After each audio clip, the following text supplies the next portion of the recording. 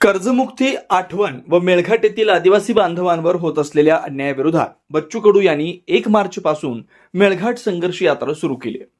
आज तब्बल 180 किलोमीटर अंतर बच्चू कडू व आदिवासी बांधवांनी पायी चालत पूर्ण केले आहे।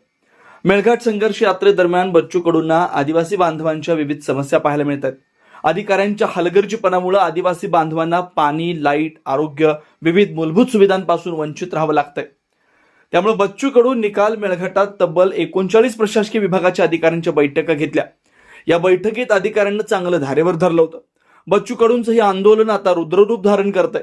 बच्चू कडूंच्या या संघर्ष यात्रेला आता अपंग बांधवांनी पाठिंबा दर्शवलाय। 700 किलोमीटर मोटरसायकल येऊन अपंग बांधव बच्चू कडूंच्या मेळघाट संघर्ष यात्रेत सहभागी झाले।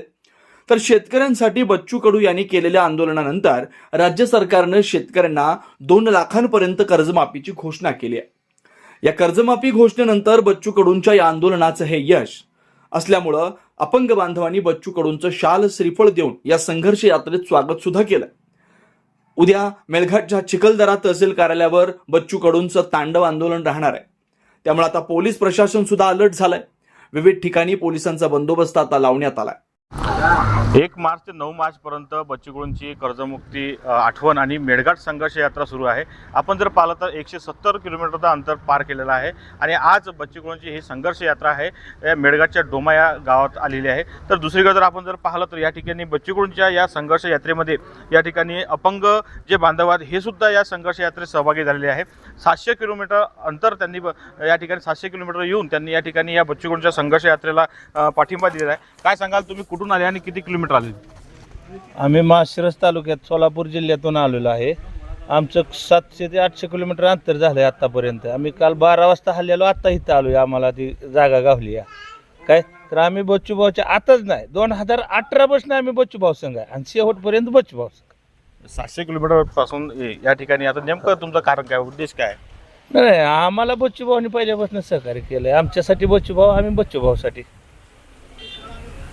असं आहे ना। जो आता तुम्ही जो प्रश्न विचारला की बाबा तुमचे उद्देश काय आहेत, खरं म्हणजे महाराष्ट्राला एक नवी दिशा देणारा हा माझा नेता आदरणीय बच्चूभाऊ आहे। कारण की सत्तेमध्ये नसताना सत्तेच्या बाहेर आहे तरी एक महाराष्ट्र राज्यातील सर्व आमदार असू द्या, खासदार असू द्या, शेतकऱ्याचा मुद्दा हे तेव्हापासून ह्यांनी उचललं नव्हतं कोणी, पण माझ्या नेत्यानं किंवा आमच्या दिव्यांगाच्या दैवतानं हा मुद्दा उचलून धरला। शेतकऱ्याचा 7/12 कोरा हे सरकार ज्यावेळेस सरकारमध्ये नव्हतं, भाजप सरकार, त्याच्या अगोदर ते विरोधामध्ये बोलत होतं की बाबा सोयाबीनला भाव मिळावा, शेतकरी कर्जमाफी व्हावी, विविध प्रश्नासाठी ते विरोध भूमिकामध्ये बोलत होते। पण ते आज सत्तेत असताना ते नुसतं काय सांगत होते की बाबा आम्ही शेतकऱ्यांची कर्जमाफी करू।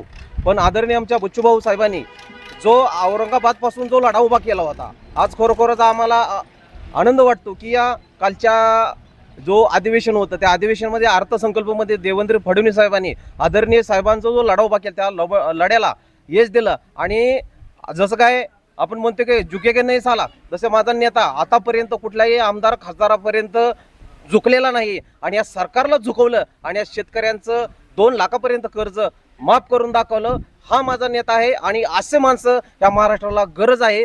बच्चूभाऊ आपली सत्तेमध्ये आतमध्ये पाहिजे ते किंवा दिल्लीच्या राज्यसभेमध्ये पाहिजे तर त्यावेळेस खरा शेतकऱ्याला न्याय मिळेल।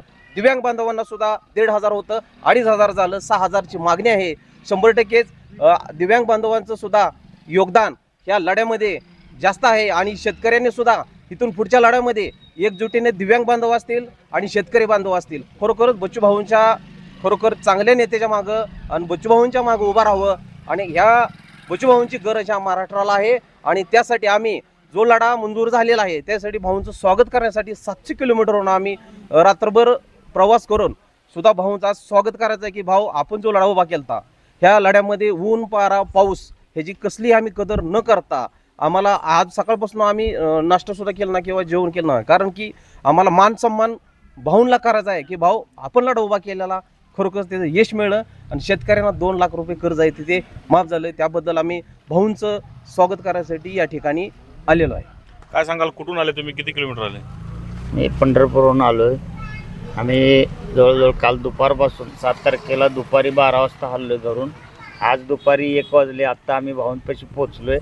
अजून भाऊंची आमची भेट झाली नाही, तर भेट झाल्यानंतर आमचा तो आनंद आहे तो गगनात मावणार नाही। नक्कीच. तर आपण जर पाहिलं तर पंढरपूरहून म्हणजे 700 किलोमीटर अंतर पार करून या ठिकाणी दिव्यांग बांधव थेट बच्चू कडूंच्या या संघर्ष यात्रेच्या स्वागतासाठी या ठिकाणी आलेले आहेत. बच्चू कडूंनी जो ज्या आदिवासी बांधव आहेत आणि दिव्यांग बांधव आहेत, दिव्यांग बांधवांचे जे जननायक म्हणून बच्चू कडूंना ओळखलं जाते आणि म्हणूनच 700 किलोमीटर अंतर पार करून हे सर्व दिव्यांग बांधव बच्चू कडूंच्या या संघर्ष यात्रेमध्ये सहभागी झालेले आहेत. मी किरण होले, जनविकास न्यूज, मेळघाट, अमरावती.